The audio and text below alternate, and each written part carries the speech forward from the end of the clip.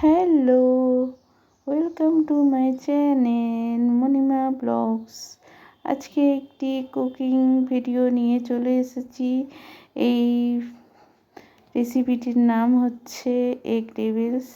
সেটা বানানো হচ্ছে দেখুন এগ দিয়ে, বুঝতেই পাচ্ছেন এটা খুব সহজ বানানো। একটা সিদ্ধ ডিমকে 4 টুকরো করে নিয়ে এই যে আলু, তারপর মশলা সব পুরটাকে বানিয়ে ডিমটাকে কাভার করা হচ্ছে, ডিমের একটা শেপ দেওয়া হচ্ছে। তারপর একে একে সবগুলোকে তৈরি করা হচ্ছে। তৈরি করার পর ব্রেড ক্রাম্বসের উপর মাখানো হচ্ছে, মাখিয়ে তারপর ডিমের মধ্যে ল্যাপটা চ্যাপটা করা হচ্ছে। ল্যাপটা চ্যাপটা করার পর আবার ফের ব্রেড ক্রাম্বসের উপর মুড়ে দেওয়া হচ্ছে, আবার দেওয়া হচ্ছে, এইভাবে পুনরায় রিপিট করা হচ্ছে। তারপর ফ্রাই করা হচ্ছে খুব ভালোভাবে হালকা তেলে।